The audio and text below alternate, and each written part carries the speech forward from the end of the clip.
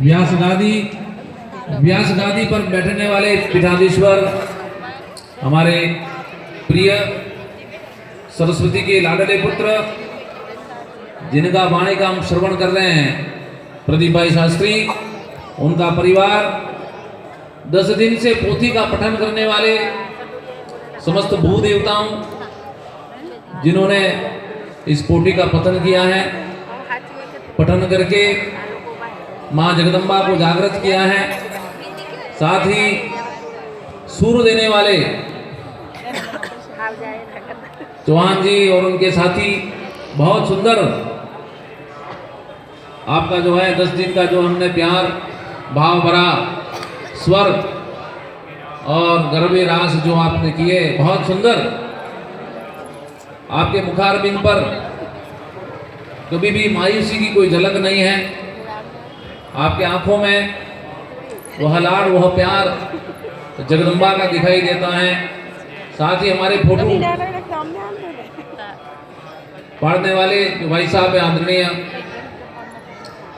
प्रदीप भाई, इनका भी नाम है।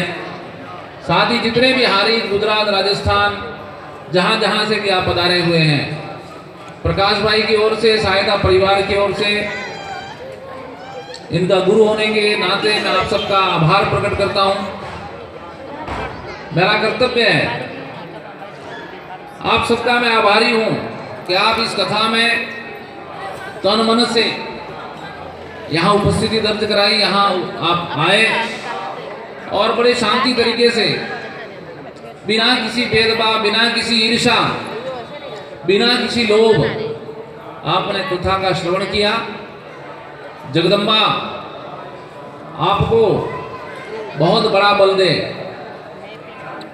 कलाजी राठौड़ 400 साढ़े 400 वर्ष पहले ऐसे वीर पुरुष हुए जी, जो राजा की तरह गद्दी पर बैठकर आशीर्वाद देते हैं। एक तो कर्म मार्ग है जो अनुष्ठान की ओर ले जाता है, और एक आशीर्वाद मार्ग है जहाँ तुरंत ही व्यक्ति की इच्छा पूरी की जा सकती है। देव जो होते हैं तुरंत ही आशीर्वाद देते हैं, और उनके आशीर्वाद से तुरंत ही परमात्मा जो है आपका काम सिद्ध करता है।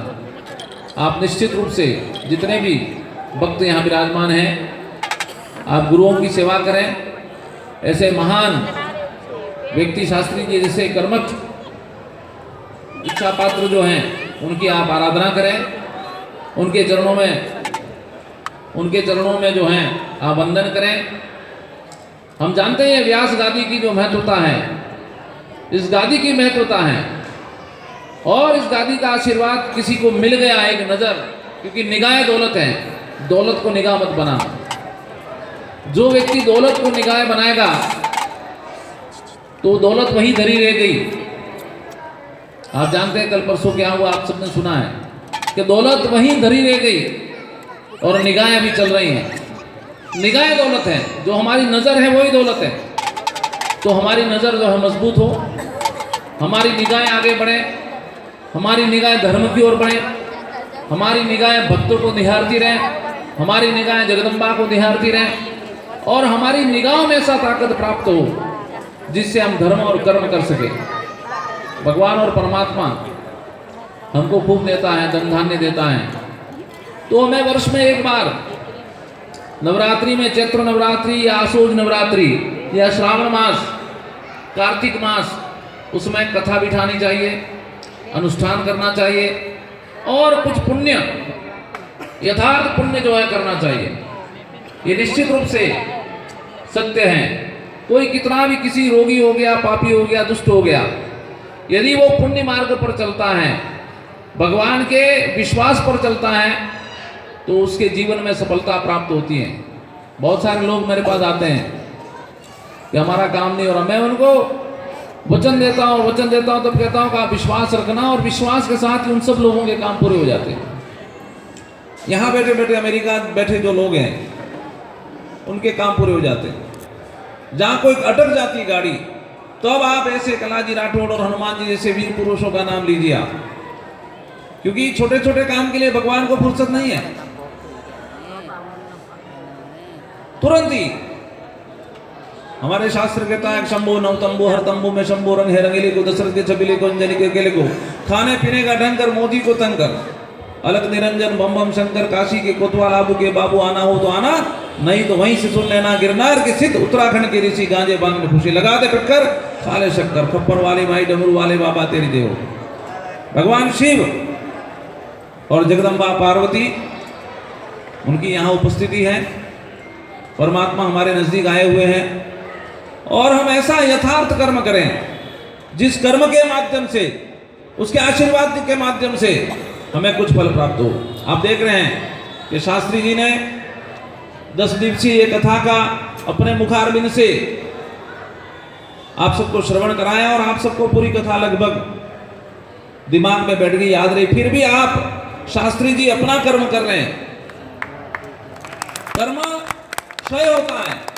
हमारा जो पुण्य है, शास्त्री जी ने जो पुण्य इकट्ठा किया वो आप सबको बांट दिया और आज पुनः ब्रह्म देवताओं के चरणों की पूजा करके वापस पुण्य जो है जागृत कर रहे हैं। पुण्य का उदय करना बहुत आवश्यक है, समझिए आप। कितना भी बड़ा व्यक्ति, उसको नमन करना बहुत जरूरी है। जो नमता है वो भगवान को गमता है, जो नमेगा वो भगवान को प्रिय होता है। और जीवन में प्रत्येक दिन सुबह परमात्मा को झुकना जरूरी है, परमात्मा को के चरणों में दंडवत करना, बार बार नहीं करना, एक ही बार। इसलिए आप सभी भक्तगण से मेरा निवेदन है और विशेष रूप से माताओं को मेरा निवेदन है कि घर की पवित्रता रखना। अभी नोटों पर भी स्वच्छ भारत ऐसा आ गया, जो नोट नहीं निकले उसमें 2 चश्मों का निशान है और उसमें स्वच्छ भारत ऐसा लिखा गया। आप अपने रसोई को पवित्र करें। रात को खाना खाने के बाद कोई भी बर्तन गंदा नहीं रहे, रात को ही सफाई करके फिर शयन करें। नौकरानी का इंतजार नहीं करें, तब तो उस रसोई में अन्नपूर्णा जो है, जगदम्बा जो है जागृत रहेगी।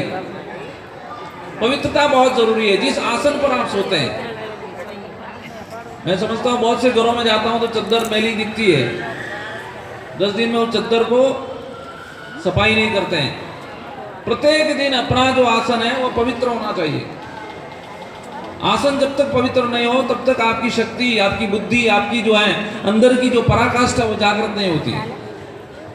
अपनी बुद्धि को जागृत करने के लिए प्रत्येक सुबह में, प्रातःकाल में आप थोड़ा सा भ्रमण करें, योग करें, साधना करें और अपने काया राखे धर्म, धन राखे व्यापार। ये शास्त्र बोलता है काया राखे धर्म और धन राखे व्यापार। ये काया सुंदर होगी आपकी, आपका शरीर सुंदर होगा, आपका शरीर स्वस्थ होगा तो आप धर्म को आगे बढ़ाएंगे। धर्म को पैर चाहिए और सरकार को आंख चाहिए। धर्म के पास पैर नहीं है। जब प्रकाश भाई ने इस पैरों को इकट्ठा किया तो इतने सारे लोग जो हैं यहाँ पधारे। आप धर्म को पैर चाहिए और सरकार को आंख चाहिए। कहीं लाखों की चोरी हो जाएगी और सरकार को पता नहीं तो उसका कोई दोष नहीं। जब पता लग जाएगा तो गिन गिन के वो जो है अपनी जांच शुरू कर देगा। इसलिए आप जितने भी पधारे हैं, भक्ति मीरा से, मित्रता कृष्ण से, मर्यादा राम से, दान कर्ण से, धर्म युधिष्ठिर से, अलग अलग एक एक व्यक्ति हुए। मीरा ने सिर्फ भक्ति सिखाई, भगवान राम ने सिर्फ मर्यादा सिखाई, लेकिन व्यास गादी उसमें सारा समन्वय है। जो व्यास गादी से आप 10 दिन तक जो श्रवण किया कथा का, उसमें सारा समन्वय है। यहाँ से आपको भक्ति भी मिली, दान करने की ताकत भी मिली, मित्रता रखने की, भगवान कृष्ण ने जो मित्रता निभाई थी वो मित्रता करने की भी ताकत आपको प्राप्त हुई कि एक दूसरे के मित्र बन गए। मर्यादा, एक दूसरे के कैसे बोलना, कैसे बैठना, किसी का आदर करना, अनादर करना, ये बात भी व्यास गादी से आपको मिली। मैं ज्यादा कुछ नहीं कहूँ, मैं आप सबका आभार प्रकट करने के लिए 10 दिन से जो हम श्रवण कर रहे हैं कथा का, उस कथा को नहीं भूले, उस परमात्मा के भजन को नहीं भूले। परमात्मा के नजदीक जाना बहुत आवश्यक है। और मैं तो 35 वर्षों से वीर पूजा करता हूं। जब मैं 9 साल की उम्र थी, मैं संत नहीं हूं, लेकिन संत के सारे गुण मेरे में हैं। मैं 1982 के वर्ष में मैं साधु बना था। जो हाथी वाले साधु होते हैं उसमें मेरी दीक्षा हुई थी। और वहां से किसी साधु ने मेरी रेखाएं देख के कहा कि आप बहुत बड़े आश्रम के मालिक होंगे। उसी दिन वहां 1.5 वर्ष में के रहने के बाद मैं BA तक पढ़ा, सरकारी नौकरी करी।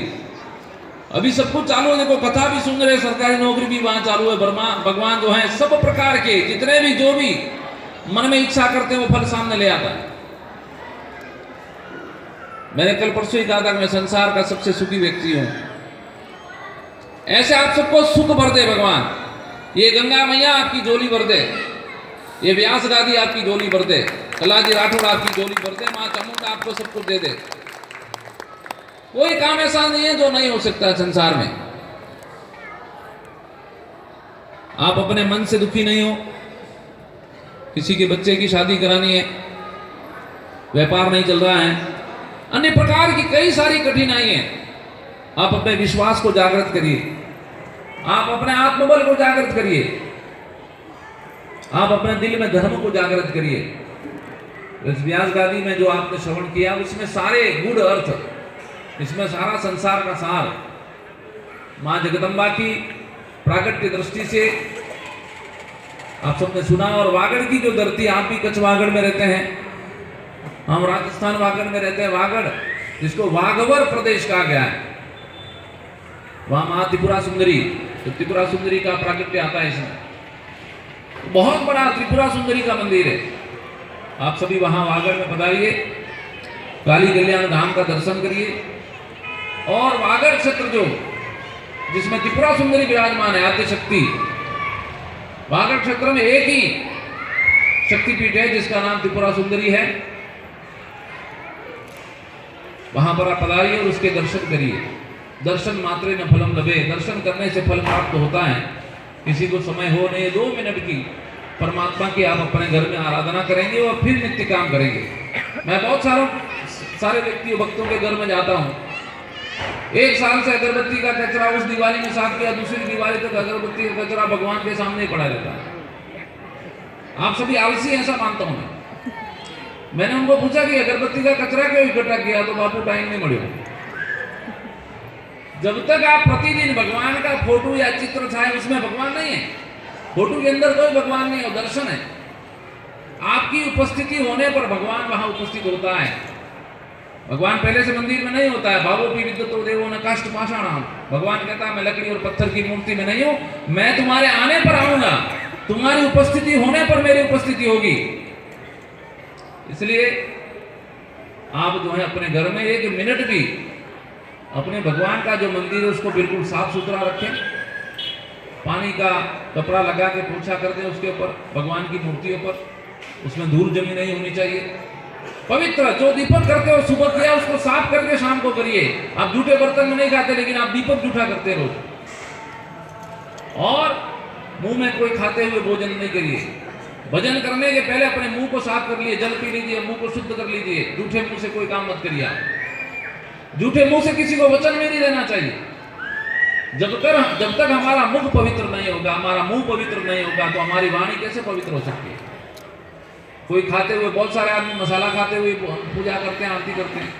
ये हमारे शास्त्र में निषेध बताया गया है। पवित्रता, हमारे मुख में पवित्रता होनी चाहिए, तब जाके परमात्मा हमको आशीर्वाद देता है, तब जाके परमात्मा हमारे आत्मा से आत्मा मिल जाती है और परमात्मा का दर्शन होता है। आज मैं विशेष रूप से सभी भू देवताओं का आभारी हूं। दक्षिणा मिले कि नहीं मिले, लेकिन यदि कोई कथा का बीड़ा लेके आता है तो मेरा भू देवताओं से निवेदन है कि इस समय में, इस कलिकाल कलयुग में, भू देवताओं को अपने कर्म को, अपने विश्वास के साथ अपने शास्त्र को जागृत करने की आवश्यकता है। बहुत कम लोग होते हैं जो धर्म कर्म करते हैं, बोलते हैं टाइम नहीं है, समय नहीं है। और 10 दिन तक आपने समय निकाला, उसके लिए मैं आभारी हूं। प्रकाश भाई और मनोज भाई और उनकी मां, उनको बहुत बहुत धन्यवाद देता हूं।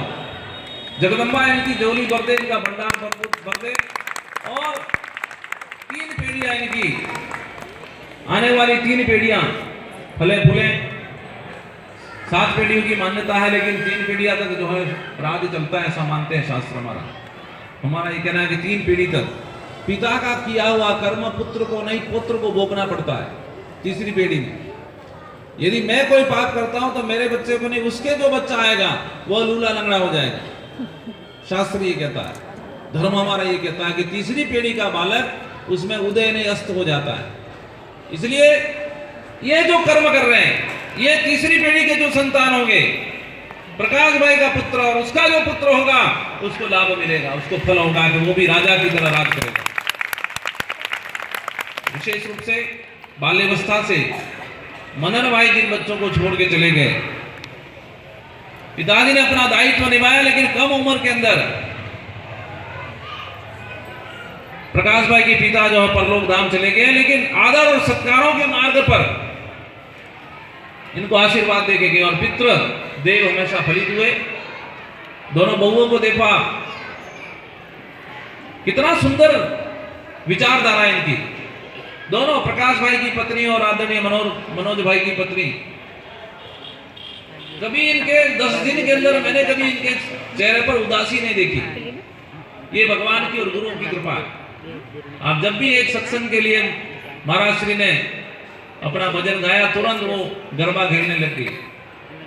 और जगदम्बा के रूप में आपकी मां, उन्होंने पूरे समाज को प्रेरणा दिए, आप सबको प्रेरणा दिए कि आप सब भी मनोज भाई और उनके पत्नी और उनके मां जैसे हम सभी बने। हम जब जब भी कथा सुनी और श्रवण किया, निश्चित रूप से हम सबको आनंद हुआ। और मैंने पहले कहा था कि सदैव प्रसन्न रहना ही ईश्वर की सर्वोपरि भक्ति है। यदि कोई आदमी दूसरों के सुख से दुखी होता है तो ईश्वर की भक्ति नष्ट हो जाती है। दूसरे को देखकर प्रसन्न होना, दूसरा जो गरबा करता है उसके लिए देख के प्रसन्न होना, जो भजन गाता है उसको देख के प्रसन्न होना, प्रसन्न रहना, ईर्षा को त्याग करके प्रसन्न रहना बहुत कठिन काम है। प्रसन्न रहना, खुश रहना बहुत कठिन काम है। दूसरों को देखकर हम प्रसन्न रहें, यही हमारी ईश्वर की सर्वोपरि भक्ति है।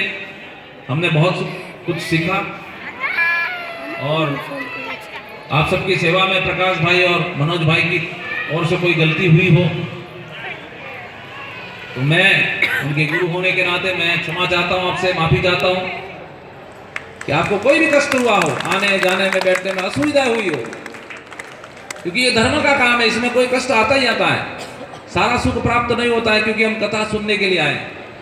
भू देवताओं को और महाराज श्री को कोई भी कष्ट हुआ हो तो व्यास गादी को मैं क्षमा चाहता हूं, क्योंकि आपने बोला 183वीं कथा।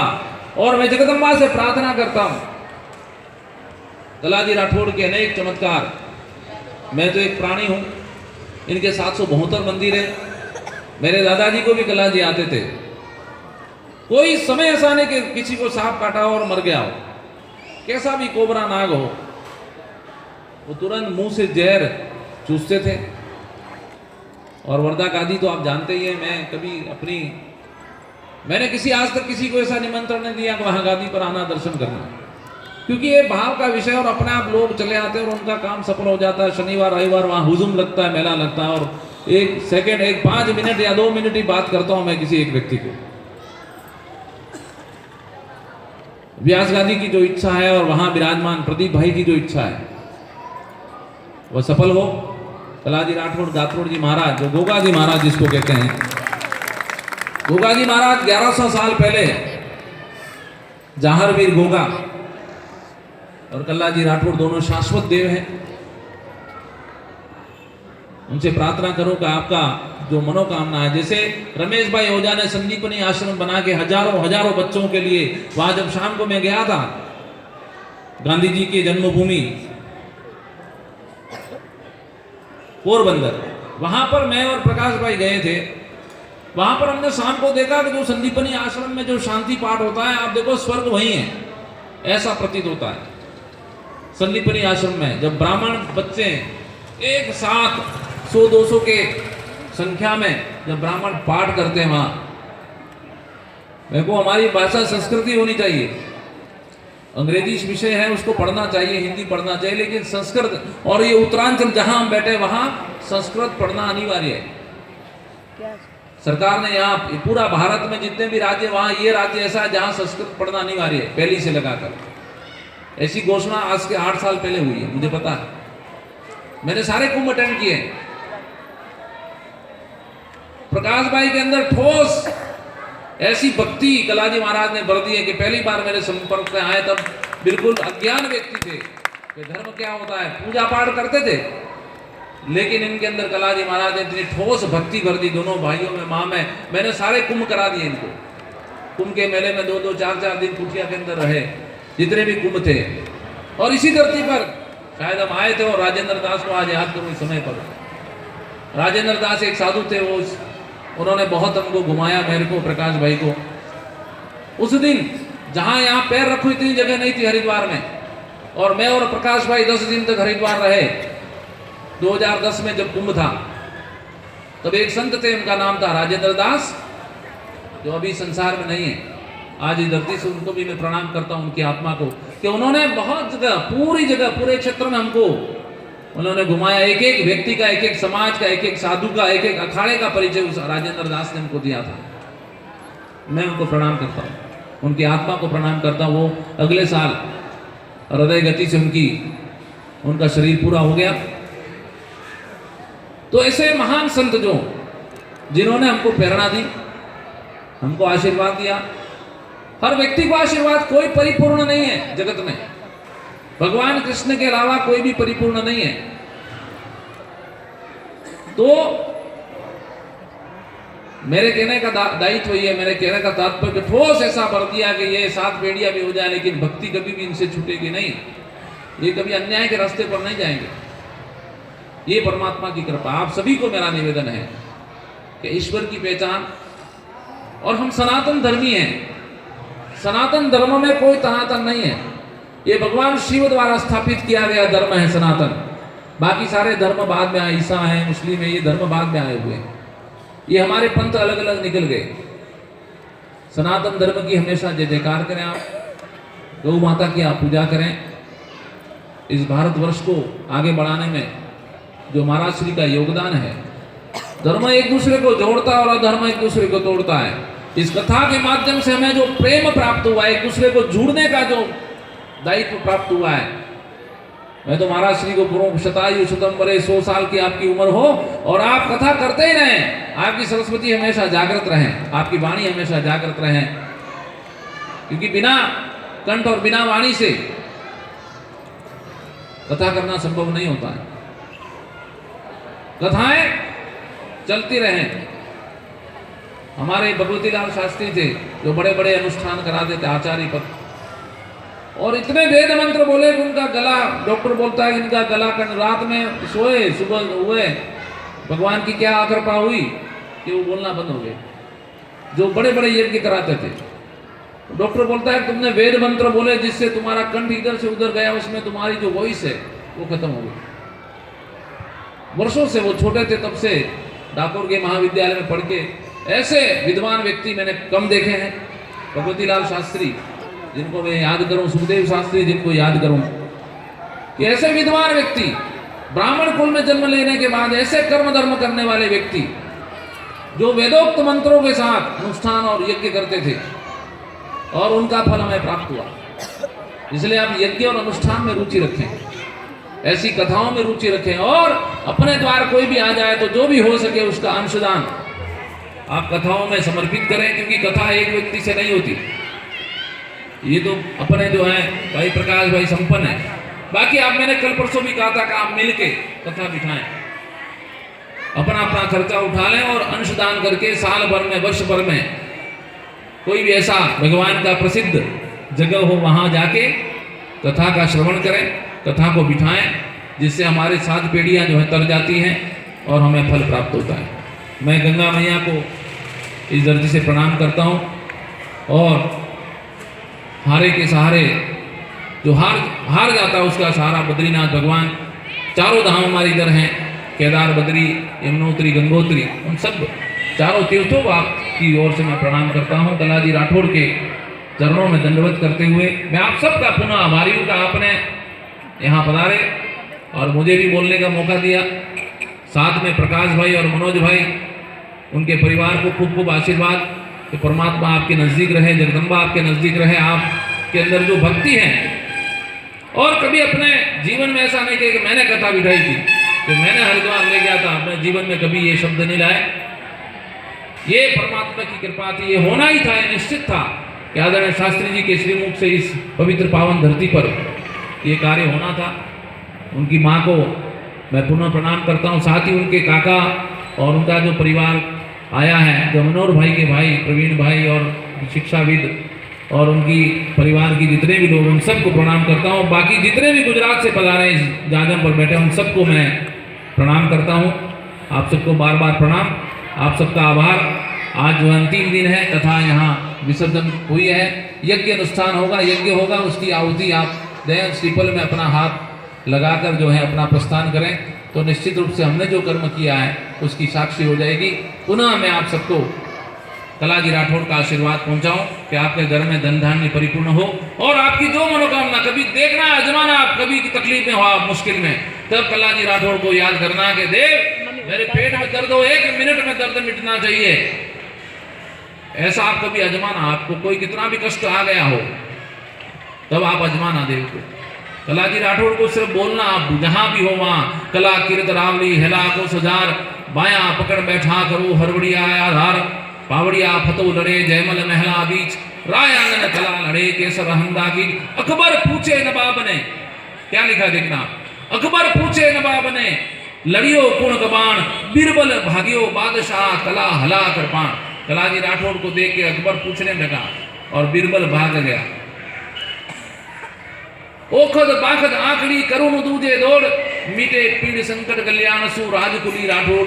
ऐसे राजकुली राठौड़ परिवार